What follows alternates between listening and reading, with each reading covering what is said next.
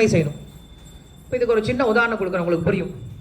இப்போ என் உடம்பு இருக்கு, என் உடல்ல இந்த விரல் இருக்கு இல்லையா, இந்த விரல்ல ஒரு சின்ன காயடிச்சு, காயத்தினால பயங்கரமான வலி. இந்த நகை சுத்தியெல்லாம் வரும்ல, நகை சுத்தி வந்துடுச்சு, பயங்கரமா வலிக்குது. நகை சுத்தி வந்து இந்த விரல் பயங்கரமா வலிக்குது. என்ன பண்ணுவீங்க? இந்த விரல மருந்து போடணும். விரல யாராவது வெட்டி எடுத்துருவோமா? சார் இந்த விரல் ஒரே தொல்லையா இருக்கு, விரல் ஒரே வலி கொடுக்குது, வெட்டி போடுறான், வெட்டி போட்டுருவோமா? வெட்டி போட மாட்டோம். இதே மற்றவனா இருந்தால் ஈஸியாக சொல்லிடுவோம், மற்றவன் விரல்ல ரொம்ப வலியா இருக்கு, அதை ஏன்டா வச்சுட்டு இருக்க, வெட்டி போட்டு போடான்னு சொல்லிடுவோம். நம்ம விரலா இருந்தா வெட்ட மாட்டோம். என்ன பண்ணுவோம்? அதுக்கு மருந்து கொடுப்போம். ஏன் வெட்ட மாட்டோம்? வலிக்குமா? இப்பயும் வலிச்சுட்டு தான் இருக்கு.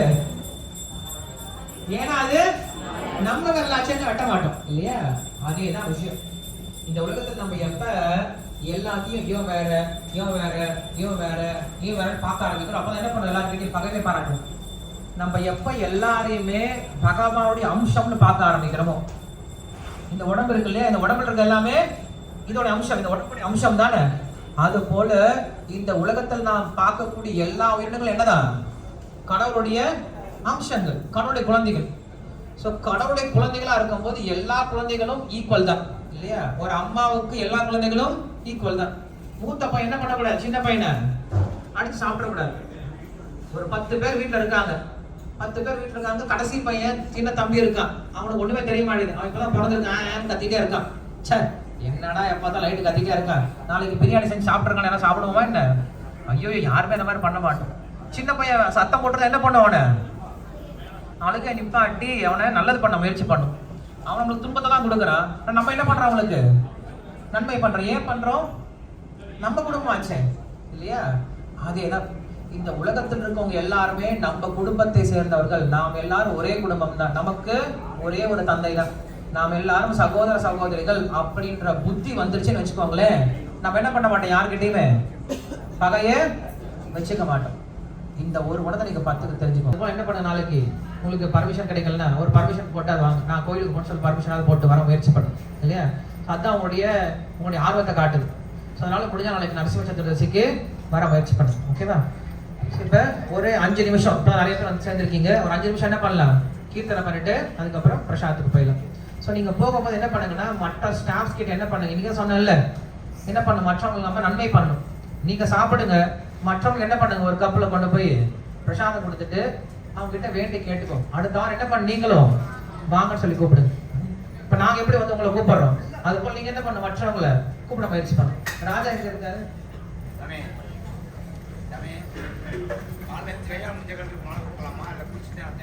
இல்ல அது எப்ப வேணா பண்ணலாம், மாலை எப்ப வேணா பண்ணலாம். இப்ப இந்த ராஜா பாத்தீங்க அப்படின்னா, இவர் ஒருத்தருடைய முயற்சினால இவ்வளவு பேர் உட்கார்ந்து இருக்கீங்க இல்லையா? ஆனா ராஜா சாருக்கு எல்லாரும் ஒரு ஹரி கிருஷ்ணா சொல்லுவீங்க.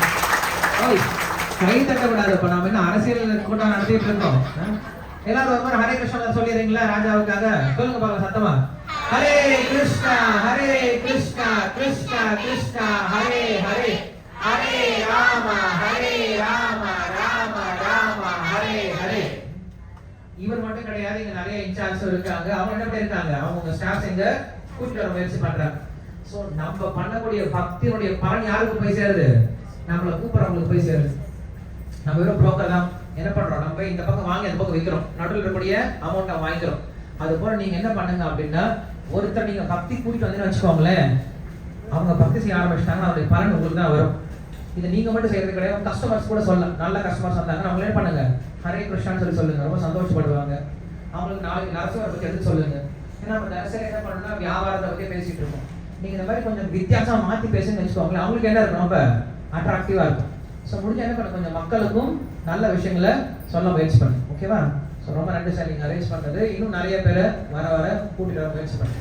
ஜென்ஸ் ஸ்டாஃப் இன்னும் கொஞ்சம் வர வேண்டியது. நீங்கள் தான் கொஞ்சம் பார்த்து இன்னும் கவனமாக இருக்கணும். என்ன பண்ண, எல்லாரையும் பிடிச்சாலும் கொஞ்சம் பிடிச்சி இழுத்துட்டு வரணும். இவங்கெல்லாம் இப்போ வர ஆரம்பிச்சிட்டாங்க, நம்ம எதிர்பார்க்கறதோ அதிகமாக வர ஆரம்பிச்சிட்டாங்க. இன்னும் கொஞ்சம் க்ரௌட் கம்மியாக இருக்குது, கொஞ்சம் எல்லாரும் கொஞ்சம் பிடிச்சி இழுத்துட்டு வர முயற்சி பண்ணுங்க. ஒரு 5 minutes எல்லாம் பண்ணலாம், எல்லாருமே நல்லா பாடிடலாம், சாமி ஆடுறாங்க. ஓகேவா? ஹரே கிருஷ்ணா.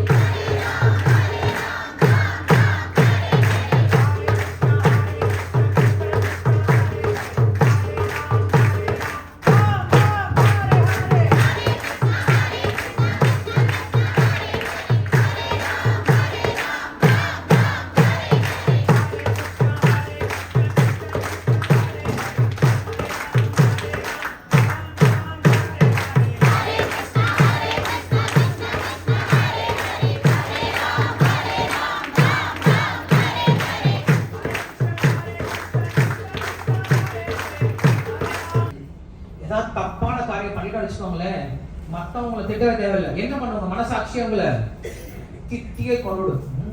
ஸோ அதுக்கு பரமாத்மான்னு சொல்லி சொல்றோம். உள்ள பகவான் கடவுள் இருக்கார், பரமாத்மா இருக்கார்.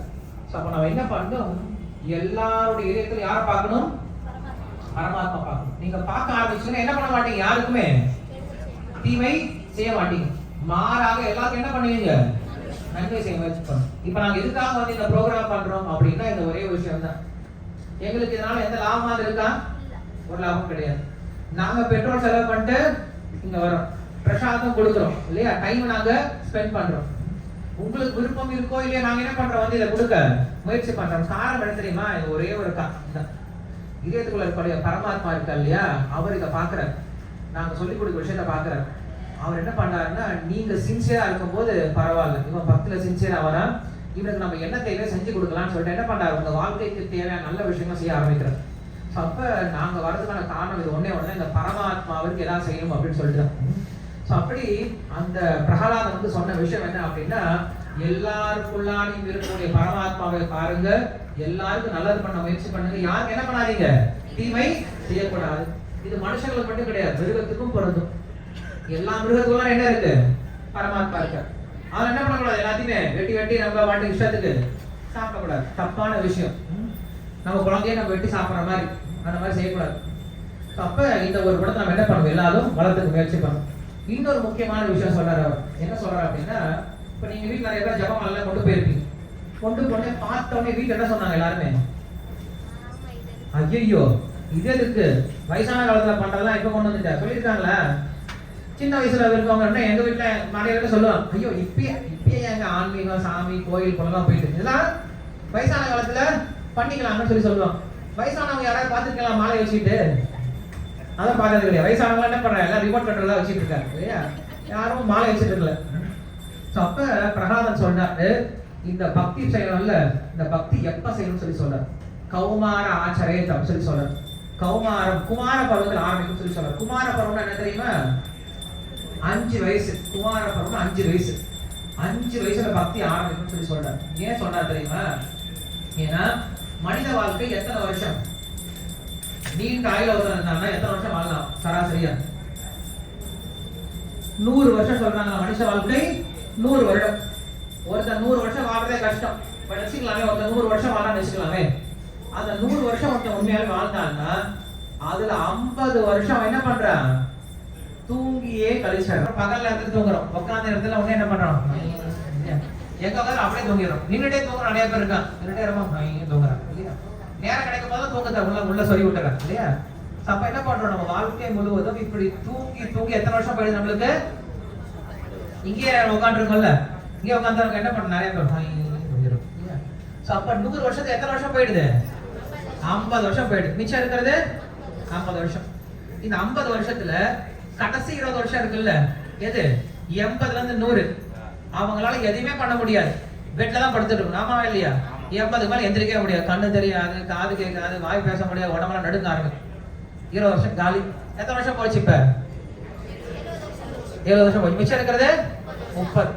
இந்த 30ல முதல் 20 வருஷம் சின்ன குழந்தைய பிறக்கணும்ல, அதுல இருந்து ஆரம்பிச்சீங்கன்னா விளையாடுறது, இல்ல சாக்லேட் சாப்பிடுறது, ஸ்கூலுக்கு போறது, அப்புறம் பொண்ணுக்கு பின்னாடி சுத்துறது, பசங்க பின்னாடி சுத்துறது இல்லையா, வேலைக்கு போறது, இதுல 20 வருஷம் ஃபர்ஸ்ட் 20 வருஷம் போயிடும். மிச்சம் இருக்கிறது 100 வருஷத்துல மிச்சம் நம்மளுக்கு எவ்வளவு இருக்கு, 10 வருஷம் தான். இந்த 10 வருஷத்துலதான் கல்யாணம், காது குத்து, சீமந்தம், வெட்டு குத்து இல்லையா, அடிதடி எல்லாம் இந்த 10 வருஷத்துல தான். அப்ப யோசிச்சு பாருங்க, நம்ம வாழ்க்கை நீங்க சலடை போட்டு பார்த்தீங்கன்னா நம்ம வாழக்கூடிய நேரமே ரொம்ப கம்மி தான். இந்த கம்மியான வாழ்க்கையில் நம்ம எங்க கடவுளை போய் நினைக்க போறோம். அதனால பிரகலாதன் சொல்றான், உங்களுக்கு எப்ப புத்தி இருக்கோ, எப்ப உங்களுக்கு புரிதல் வந்துருச்சோ, அப்புறம் என்ன பண்ணும், இந்த ஆன்மீகத்தை நீங்க பயிற்சி செய்ய ஆரம்பிச்சிடும் சொல்லி சொல்றேன். 5 வயசுல ஆரம்பிக்கும் சொல்லி சொல்றேன். உங்க வீட்டுல பசங்களா இருப்பாங்கல்ல, நீங்க உங்க பசங்களுக்கு என்ன பண்ணணும், இப்ப இருந்து சொல்லி கொடுக்க ஆரம்பிக்கும். 5 வயசுல விளையாதது 50 விளைய போறது கிடையாது.